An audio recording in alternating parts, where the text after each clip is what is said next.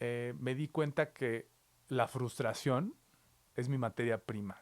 Así que uno de ellos que me movió mucho fue el de Pedro Vargas hijo, muy pegado a su papá. Su papá en ese entonces era como el Luis Miguel de hoy, ¿no? Sí. Famosísimo, le cantaba al amor y demás. Mi abuelo una vez me contó una historia que se me quedó muy grabada.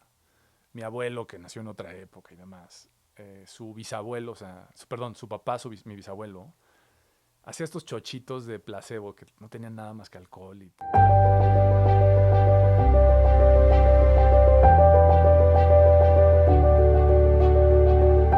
Familia, ¿cómo están? Qué gusto saludarles. Estamos arrancando un episodio más de Asertivo y para mí es un gusto poder saludar a un gran talento en el cine, en las series.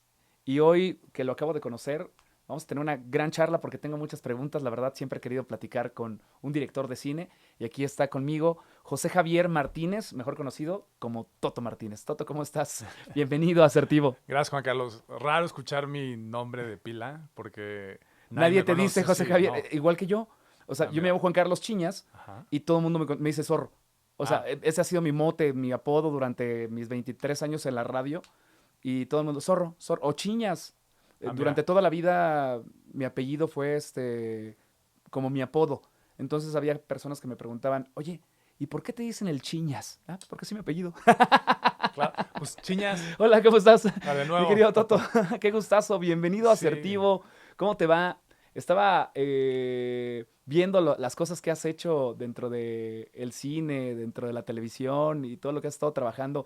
Eres muy joven. Yo me imaginaba un Mm. director de cine, pues así súper grande, experimentado. He visto algunos, conozco algunos, pero tú eres muy joven. Digo, no soy tan joven, tengo 41. No, eres joven. En la crisis de los Somos, 40 somos justo. jóvenes. Claro, No digas eso. No digas no claro, soy tan joven claro. porque somos contemporáneos. Bueno, nunca. El cine son creo que de las artes que no tienes. Te falta edad para poder Claro. contar todo lo que quieres contar, ¿no? Si bien tienes suerte, como está el mundo hoy, puedes hacer 10 películas, 20 películas. No te alcanza Durante, tanto. durante la Durante, trayectoria como durante, director. durante tu vida, a menos de que estés en una industria grandísima donde puedes estar filmando una al año, ¿no? ¡Wow! No, Eso nunca me lo hubiera imaginado que durante la trayectoria de un director pudiera 10 o 20 películas durante su vida. pues en general, mira, piensa que el cine es como construir catedrales. Claro, O sea, para construir catedrales necesitas un montón de dinero, necesitas que alguien crea en ti, necesitas mucho talento, necesitas mucha gente que pueda construir tu visión y necesitas un montón de tiempo. Para que se geste una película necesitas mucho tiempo. En general, ¿eh? Hablando en general. ujú, Y entonces no te alcanza a veces tantos años para poder estar contando varias historias de las que tú quisieras contar, claro. ¿no? Eso es lo que sucede. Mm. Durante... ¿Cuánto tiempo tienes como director de cine? Muy poco en realidad. Llevo 5 años en el mundo profesional, ¿Ok? pero es una pasión que tengo desde chico, desde toda la vida, ¿no? Estudié cine en Centro, que es esta maravillosa escuela, Centro de Diseño, Cine y Televisión, que yo le llamo que es el Bauhaus mexicano, donde lo mismo tienes moda, lo mismo tienes diseño gráfico, tienes gente, talento mexicano muy bueno. Y durante la carrera estás todo el tiempo hablando de todo y tu visión del cine se amplía conviviendo con compañeros así. Eh, y bueno, yo creo que estudié la carrera tarde, la estudié a los 30 años, lo que me permitió entrar a la carrera con un enfoque ya un poquito más maduro, ¿no? Un Claro. poquito sabiendo lo que quería y cada cosa que obtenía como materializándola muy pronto.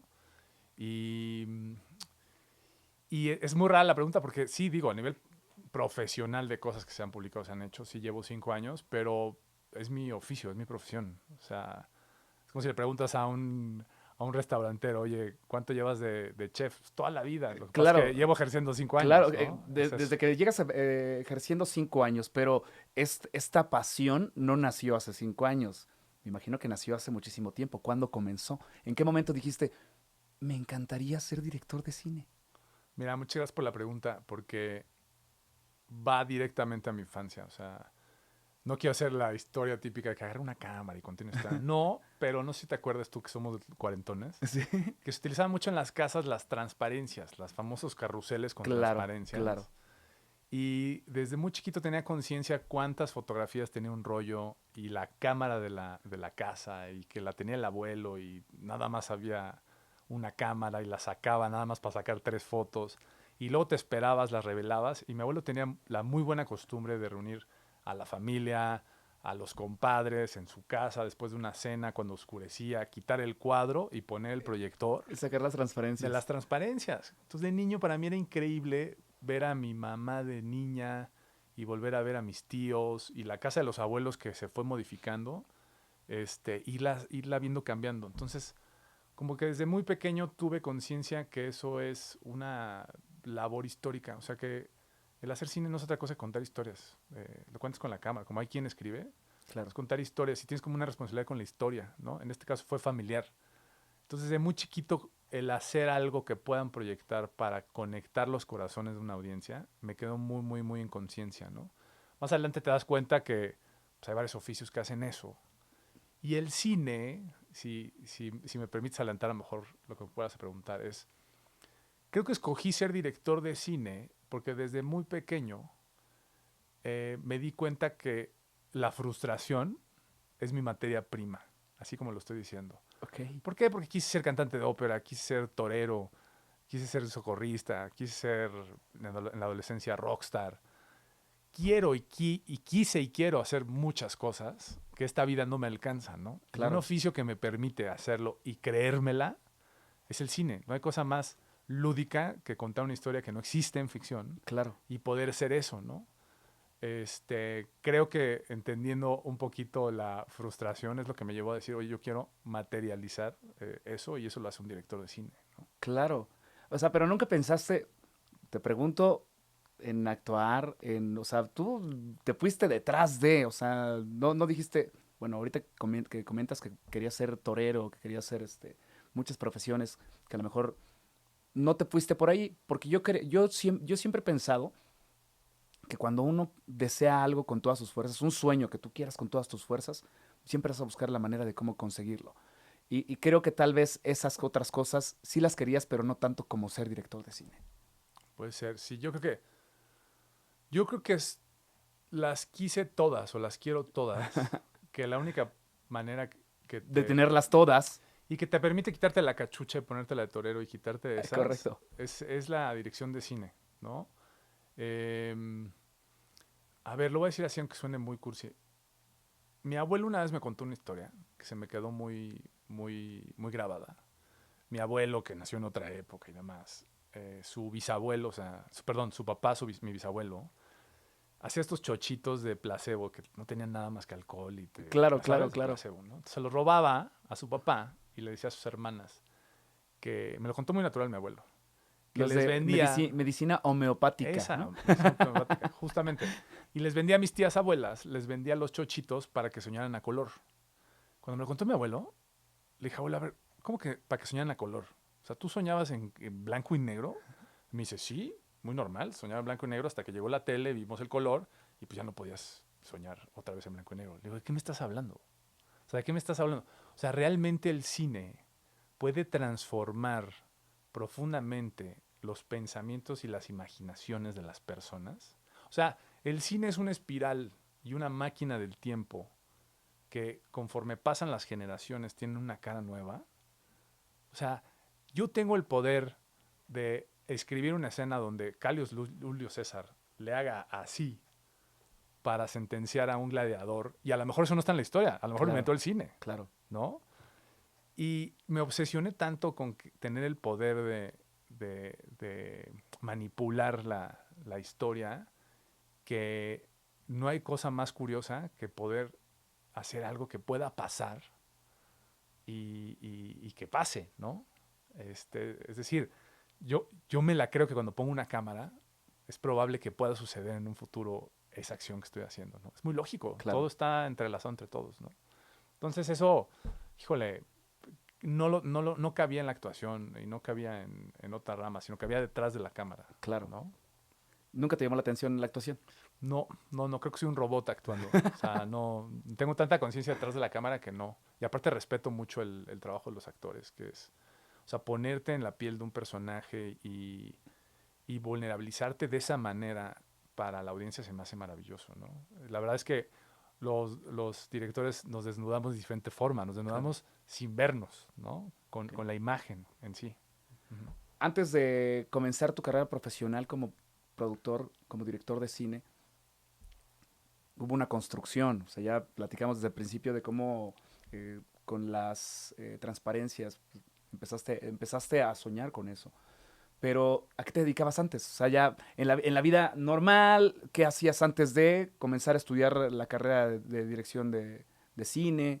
Este, ¿A qué te dedicabas? ¿Cómo fuiste construyendo para llegar hasta hoy?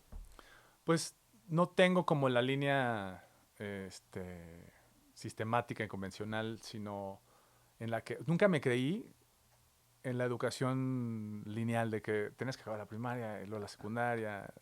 Te la van enseñando así, pero cuando llegó la decisión de irte a una universidad, que tienes 18 años y cargas el sistema de educación de este país y el yugo y tienes que decidir a tus 18 años qué vas a hacer el resto de tu vida y que me daba miedo decir cine, pues, porque ya sabes, o sea, en esa época de decir quieres estudiar cine te vas a morir de hambre. Además yo en provincia, ¿no? Yo crecí en un pueblo del Estado de México y que ahorita es horrible, pero bueno, era un pueblo de grandes paisajes, de laguna, había aprendí a andar en bici. Tengo unos recuerdos preciosos, ¿no?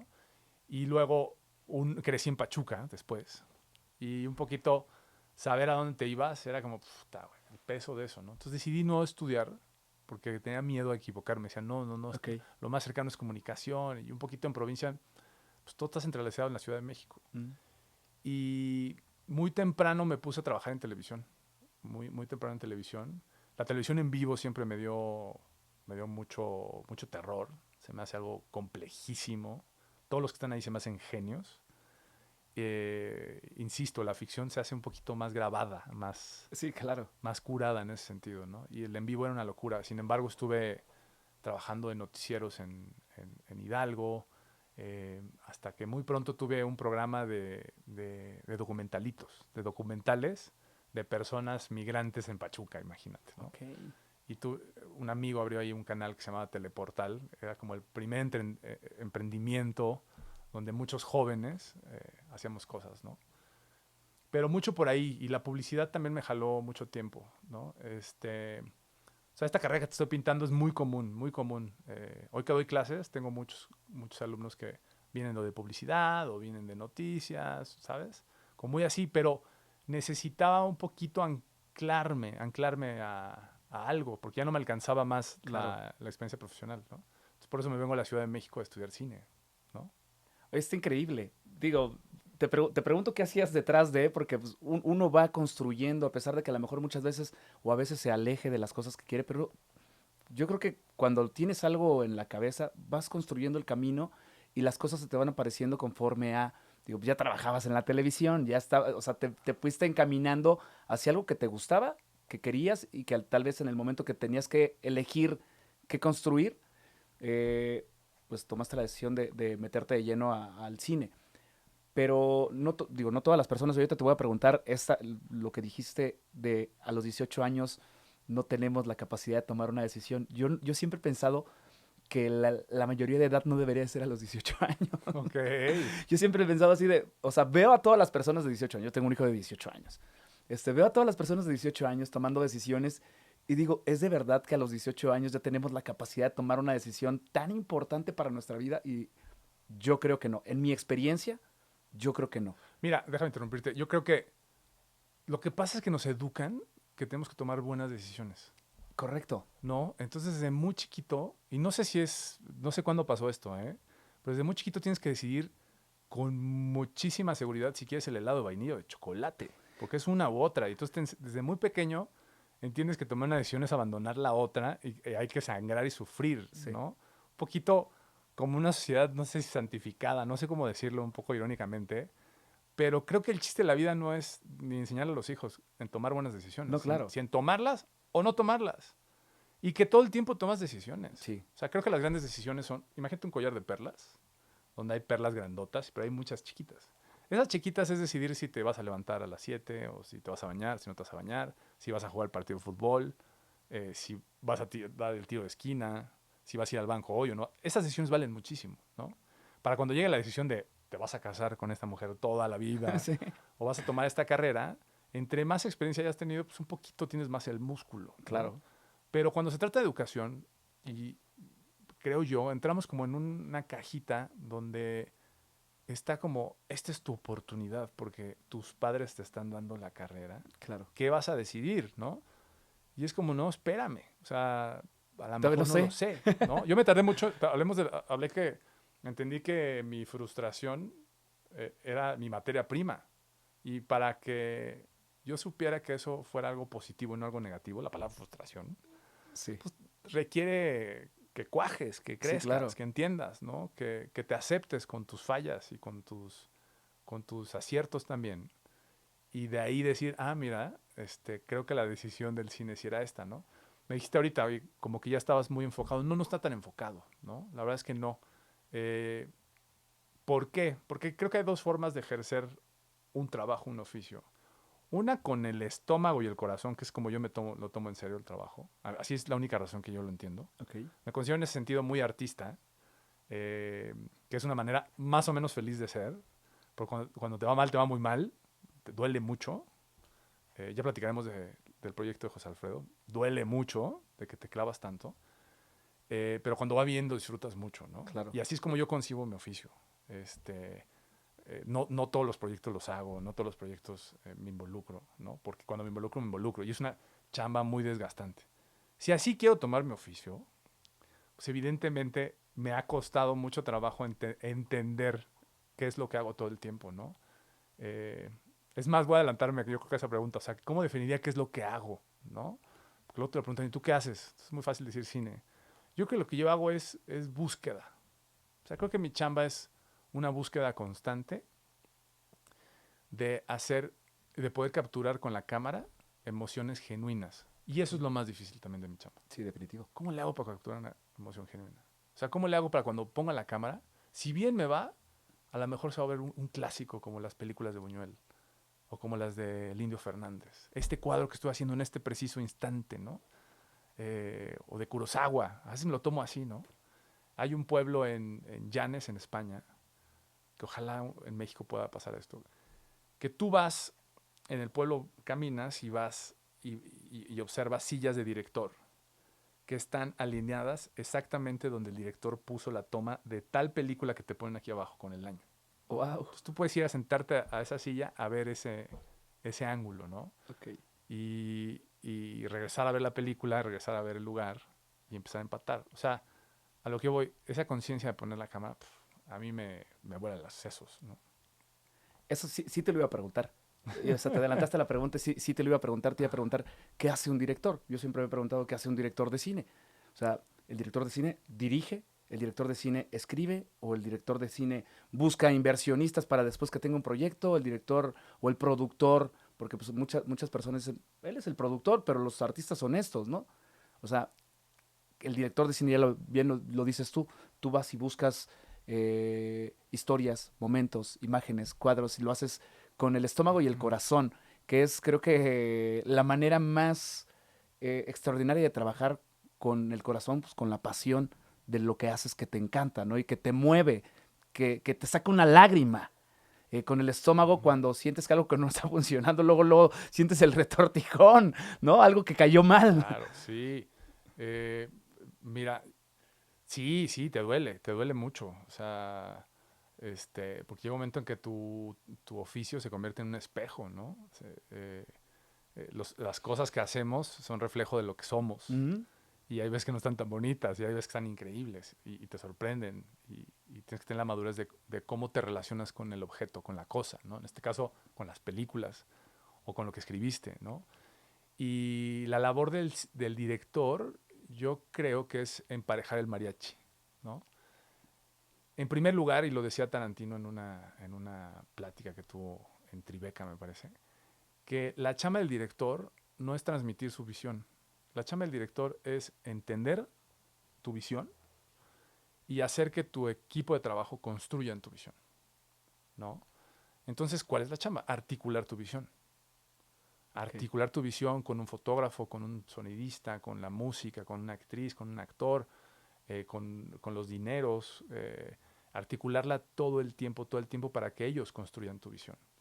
De nuevo regreso a la frustración, es el hombre más frustrado, es el que sabe de todo y no sabe de nada, porque si supiera más que el fotógrafo, sería el fotógrafo. Claro, correcto. Si un poquito como el director de orquesta, si el director de orquesta supiera más que el violinista, sería el primer violín, pero no, hay un primer violín que afina toda la orquesta, ¿no?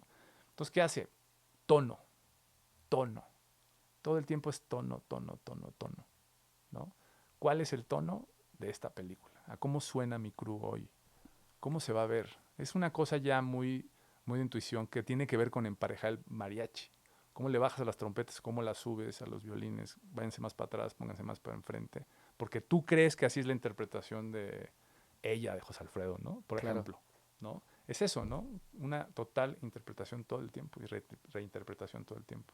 Ahorita que haces referencia a José Alfredo, acabas de hacer un proyecto dedicado a la vida de la música, de la personal, como bien lo decías al principio, te gusta contar historias, te gusta mostrar lo que a lo mejor normalmente la gente no muestra. De José Alfredo Jiménez, un artista representante de la música popular mexicana, no solamente en México, en el mundo. ¿Fue difícil hacer este trabajo? Mira, hace poquito alguien me dijo que los pasos firmes se hacen con las piernas temblando. Y, y en este marco del 50 aniversario luctuoso de José Alfredo Jiménez, pues tratar de hacer un documental del maestro, que creo que es el máximo expositor del sentimiento mexicano, no hay otro, ¿no? Hay grandes. Sí, hay muchos. Ahorita entrando me vi el piano donde estuvo De Agustín Lara y bueno, es grandes. Sin embargo, José Alfredo Jiménez supo expresar con palabras muy sencillas un sentimiento individual para que explotara en miles y millones de corazones, sí, y se hiciera universal, ¿no? Con palabras llanas, sencillas de articular, que vienen de adentro, de lo más profundo, y que eso y su legado dibujó el sentimiento único mexicano. ¿Cómo haces un documental de eso, no? Fue muy difícil decidir y entender cómo abordar este proyecto. Porque por un lado, sí quería hacer un documental que le hablara con respeto y con mucha elegancia a aquellos que conocen y admiran a José Alfredo Jiménez. Siempre lo digo luego en entrevistas que quería hacer una película que le hablara a mi tía Chela, a mi abuela Telos y a mi abuela Ida, ¿sabes? Pero también un documental que le hablara también a gente de 18 años que a lo mejor ya no saben quién es José Alfredo y a lo mejor... Pero han escuchado una de sus Por canciones. supuesto, ¿no? Y que la modernidad... O a lo mejor lo han escuchado en algún otro artista, en algún artista 100%, contemporáneo. 100%, pero no, a lo mejor no saben de la importancia. Correcto. ¿No?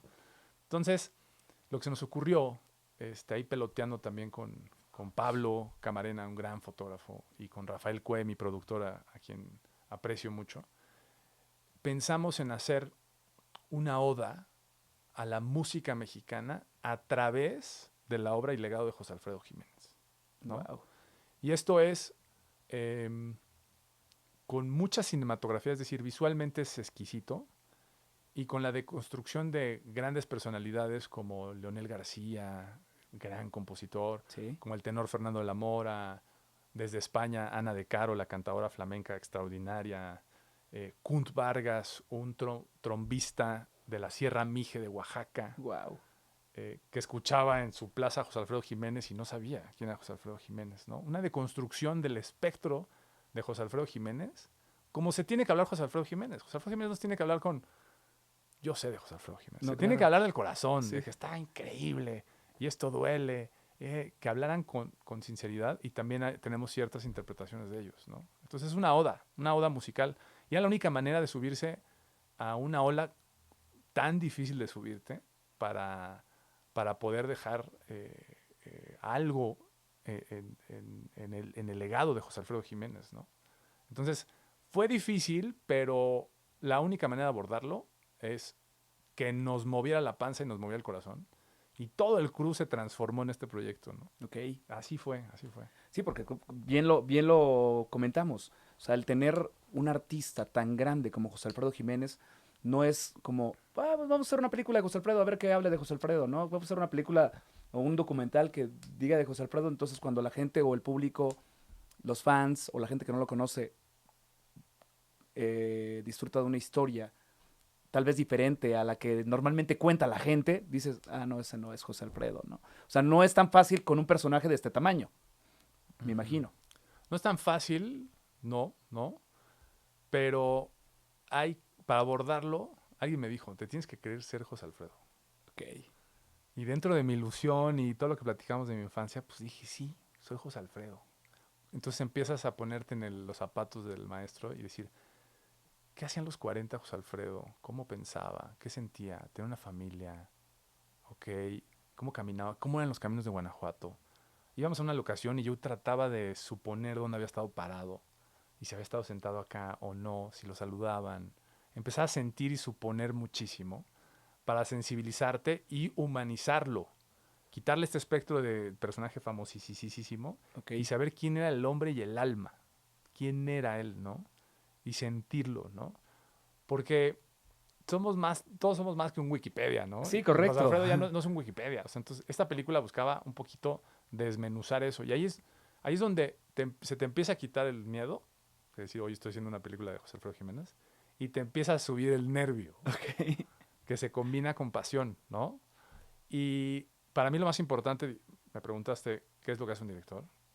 Es meter en tono a todo el equipo, ¿no? Entonces se filmó un proyecto en el que se habló mucho todo el tiempo entre el crew, se platicaba mucho todo el tiempo qué significaban las tomas y qué significaba cada testimonio.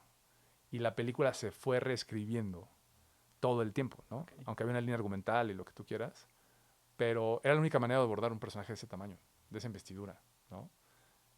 Porque si no, de otra manera hubiéramos hecho una película de que nació en Claro, claro. 1926 y José Alfredo Jiménez, ¿sabes? Y no se trataba de eso, no se trataba de que la cinematografía por encimita abordaba a José Alfredo, sino abordaba desde la panza y creo que se consiguió. Ujú. Este proyecto, tú lo buscaste, te llegó, ¿tú crees en el que los proyectos que uno realiza o las cosas que uno hace te llegan para algo o por algo? ¿Crees en eso? Sí, 100%. ¿Cómo Sí, fue? sí. Em, Mira, este en particular, yo terminé, este mismo año hice un documental sobre Diego Diego Silvetti, Silvetti, el sí, torero. el matador de toros, miembro de la dinastía más importante del mundo, de linaje directo, 107 años de dinastía de puros toreros de primer nivel, directo. Digo, hay dinastías más longevas, pero bueno, orgullosamente mexicano, guanajuatense. Le fue increíble, fue muy difícil porque el arte de la tauromaquia, el arte del cine, si no lo sabes empatar, queda algo muy cursi desde mi punto de vista, Ok, ¿no? Creo que logramos el objetivo. Aunque se sentía de nicho, también le llegó a gente que no le gusta la tauromaquia o no conoce la tauromaquia. Se presentó en Madrid y un poquito en este enamoramiento que últimamente he tenido con Guanajuato, que considero Guanajuato el Sevilla mexicano. mexicano, donde todos tocan historias y todos son muy emocionales y son muy sentimentales. Hombres de grandes hazañas, José Alfredo Jiménez, Los Silvetti, Diego Rivera, Cura Hidalgo, o sea, puros personajes o sea, de historias que te mueres, o Sí, sí, sea, sí. pura cinematografía ahí. Guionistas caminando por todas las calles, los que te llevan al Callejón del Beso, todos cuentan historias. Todos. Todos, todos, Los todos que te muy... llevan a la casa de José Alfredo, ahí en Dolores. Y como todo muy mexicano y Sí, muy padre. Y yo el último año he estado reconectando mucho con mis raíces. La verdad es que por eso estoy tan feliz de estar en este espacio. Eh, si los sevillanos tienen sus trajes de sevillanos, ¿por qué nosotros no tenemos nuestro traje de charro en el closet? ¿Sabes? claro. Así como tenemos un traje para ir a una boda, yo creo que tenemos que tener un traje de charro, ¿no? Y vestirse de México. Y no estoy siendo así patriotero, no. Es bien bonito eh, como reinterpretarse y volverse a afianzar con tus raíces, ¿no? Claro. Y este proyecto fue un poquito así. El caso es que con los Silvetti, hablando de hombres de grandes hazañas, se acercaba el proyecto del Festival de José Alfredo Jiménez, del 50 aniversario luctuoso, que es un festival que hacen en Dolores Hidalgo, Cuna de la Independencia, Sí, padrísimo, claro. ¿no? Con música y demás. Y había la posibilidad con gente de Gobierno de Turismo de Guanajuato de platicar y hacer un contenido, ¿no?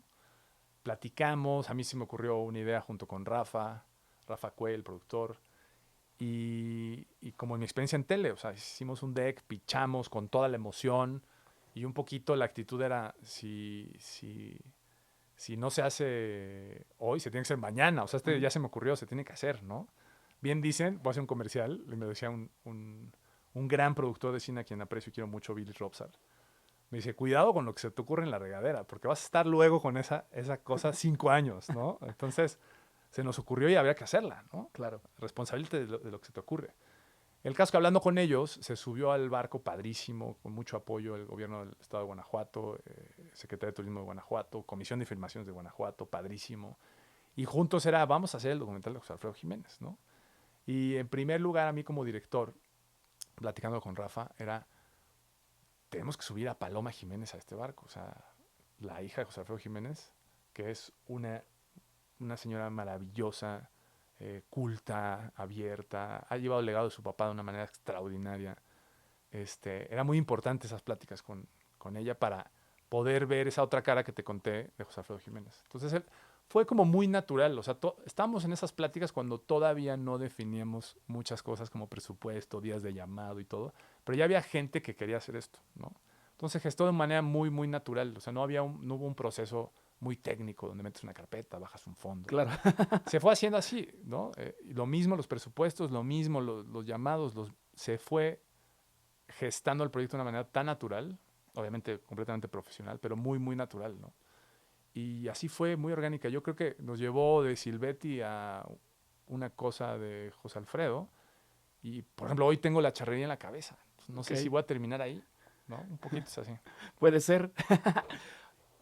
Te metiste en José Alfredo, pensaste dónde se paraba, pensaste qué comía, pensaste qué hacía, a qué mujer saludaba, a cuál de todas las que pasaba enfrente de su casa saludaba.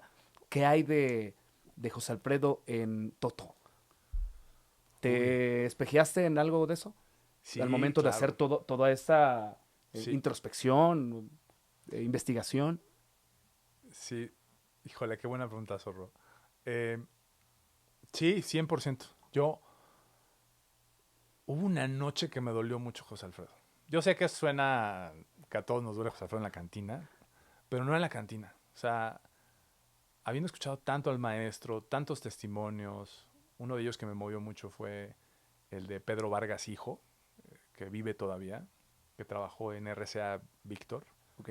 y él le compraba canciones, era su chamba, le Ajá. compraba canciones a José Alfredo Jiménez. Muy pegado a su papá. Su papá en ese entonces era como el Luis Miguel de hoy, ¿no? Sí. Famosísimo, le cantaba al amor y demás. Y que él me platicara tan del corazón como era José Alfredo Jiménez. Y sobre todo lo más emocionante, todo lo que no está en cámara, ¿no? Todo lo que no está atrás de cámaras, cuando dices corte, todo lo que se habla ahí es Claro. increíble, ¿no? Este, y me pregunté, y me respondí al mismo tiempo, porque me lo pregunté a mí mismo a través de José Alfredo, fue, ¿qué le dolía a José Alfredo? ¿Qué le dolía a José Alfredo? Y no salía de esa pregunta ese día. ¿Qué le duele realmente, no? Y no quería hacer una respuesta burda de que, ah, claro, el desamor de tal. No, no, no, no. O sus hijos. No, no, no. ¿Qué le duele realmente a José Alfredo Jiménez? Y, y caí muy al 20 también cuando tuve la entrevista con Leonel García, que también le habla al amor y le habla al desamor, muy fuerte él y muy profundo. Me emocionó mucho también conocer a Leonel. Y Ana de Caro, por supuesto, hablando del flamenco, que el flamenco también es muy doloroso, Sí. ¿no? Y me di cuenta que tengo 41 años y era el mismo chamaco de 15 años, gordito, en la secundaria, soñando con hacer cine, muy triste por el desamor, y que a muchos artistas nos duele algo que no tiene un nombre, y que a partir del dolor hay una sanación. Y en ese momento se curaron muchos dolores, o sea, muchas cosas, ya estoy hablando muy de mí, pero muy pérdidas familiares, muchas cosas, todos tenemos pasados tristes, ¿no? Claro. Pero en esa noche a mí se me curaron muchas y entendí que el dolor no era malo, sino que el dolor es necesario para sanar, ¿no? Y creo que por eso José Alfredo Jiménez le dolía el alma, esa es la palabra, ¿no? Creo que también a Beethoven le dolía el alma. Este famoso mito que Beethoven escribía a una mujer, y no era una mujer, le hablaba la música, Ajá. creo que José Alfredo igual.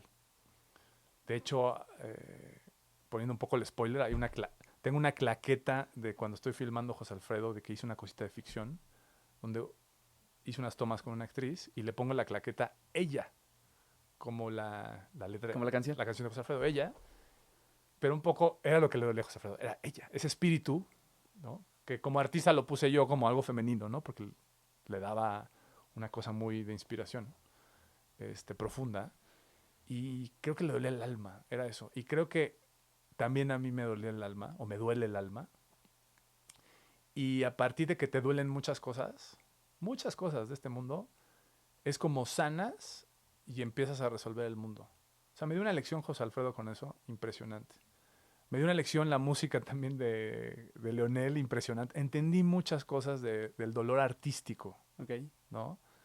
Creo que eso fue lo que se vio reflejado. Me sentí, lo voy a decir con estas palabras, me sentí que el Toto hombre maduro al fin brotó como artista, ¿no?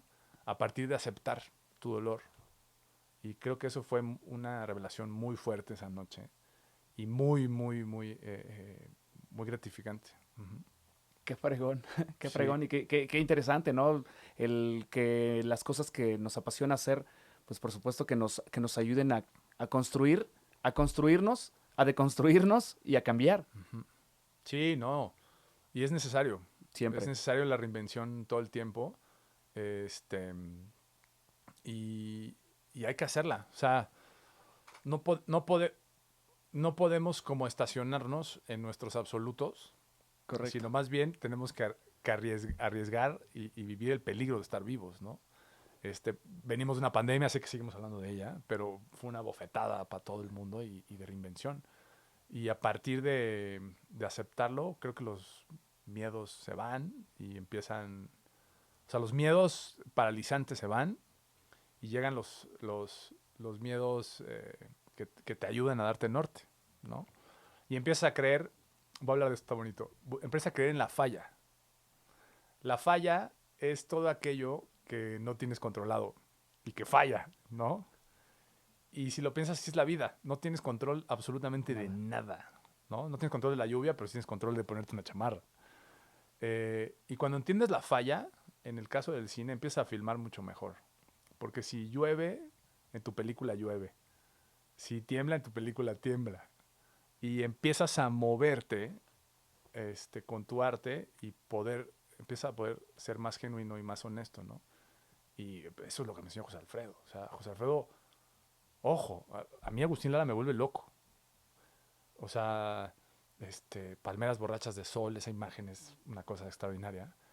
Pero hablar con ese lenguaje tan llano y sin pelos en la lengua de decir, pero sigo siendo el rey. Directo. Así, directo. La Esa vida no vale conexión, nada. la vida no vale nada. No vale nada en la vida. Claro. O sea, así de fuerte, es algo que no tiene explicación. O sea, no sé cómo, no sé, me deja sin palabras. O sea, Alfredo es extraordinario. Te iba a preguntar eso. ¿Para ti qué es José Alfredo? Y lo acabas de responder. Ajá. Sí, José Alfredo es, lo dice Emiliano Gironella, un gran pintor y artista plástico. El arte es lo que se ve nada más, ¿no?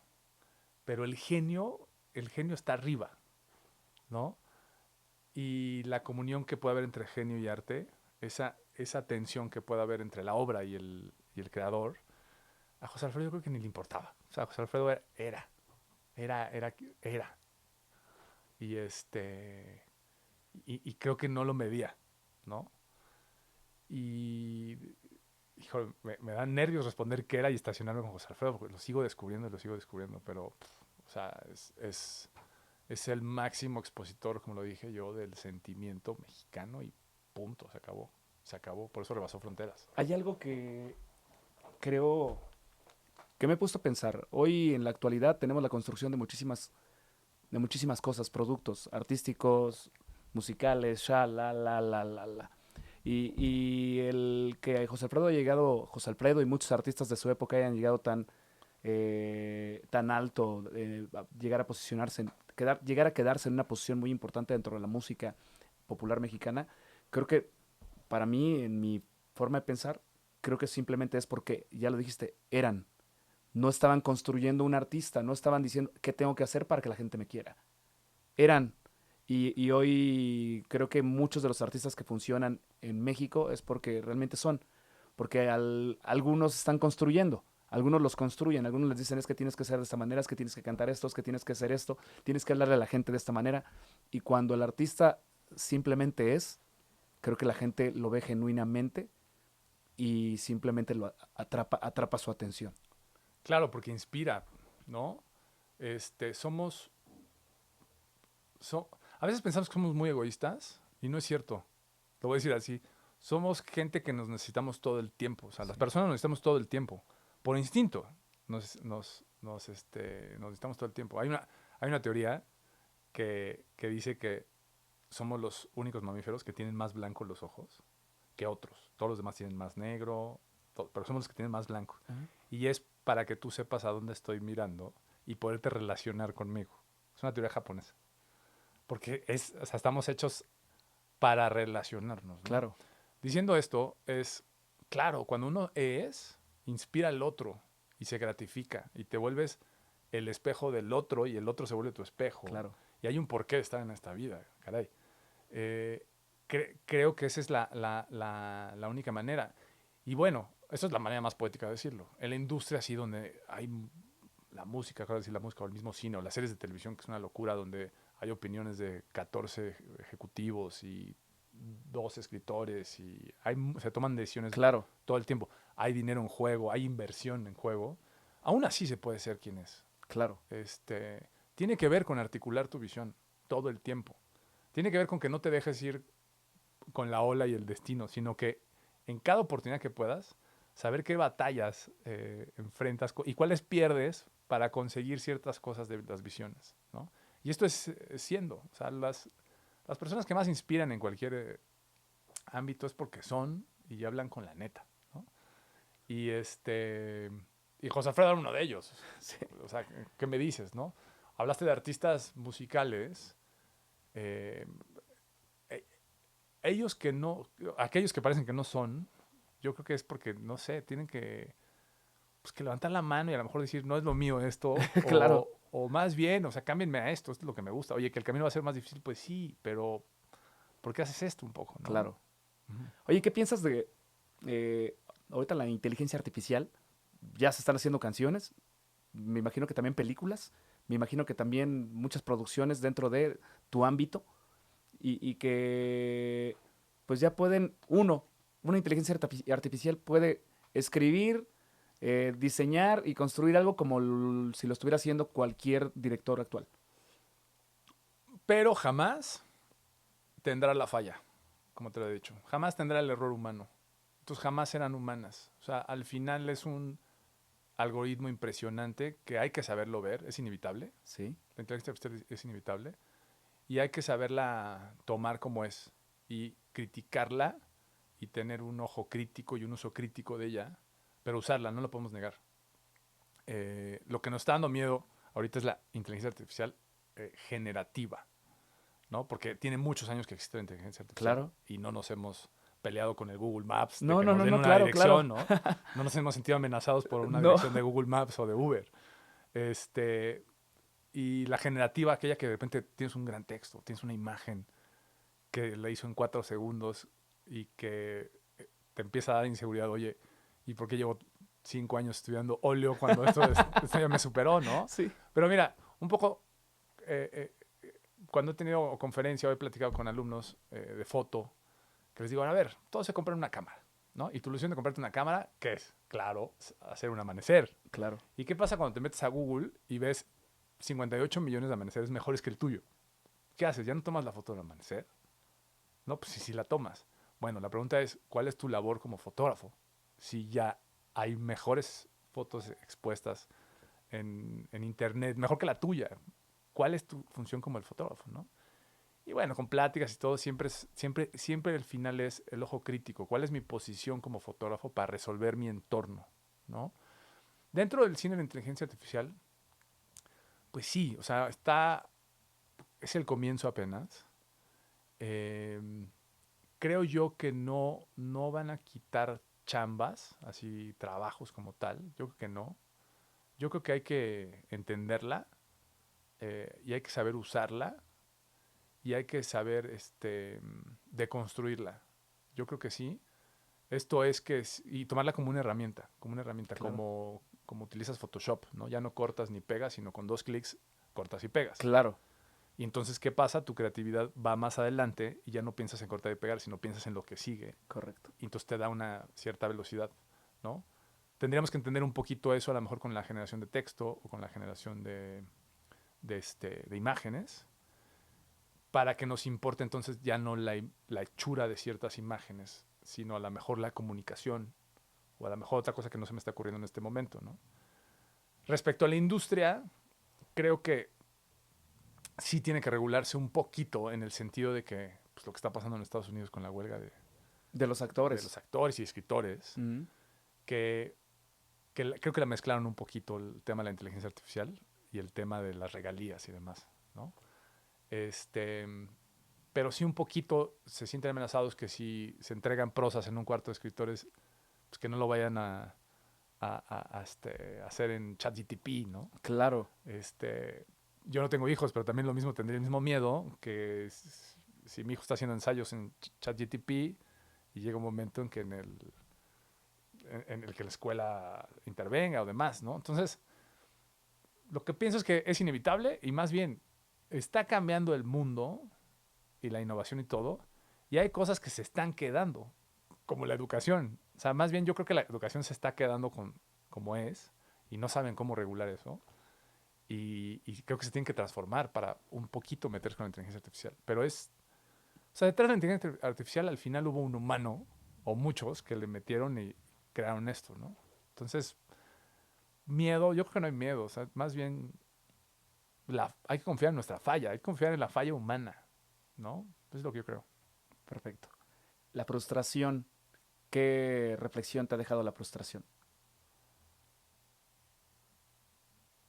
La frustración, ajá, que en su lado más positivo es como lo dije, una materia prima para poder comprender otras facetas de uno. Que uno no es una sola cara o un solo párrafo de Wikipedia. Uno no es eso. Uno son muchas facetas. Y todas esas facetas de todos los colores es uno. Y que no hay que frustrarse por facetas que no te gusten, sino que aceptarlas. Y la frustración solamente es un termómetro que te dice esto está más caliente, esto está más frío. Y ya, ¿no? Asertivo.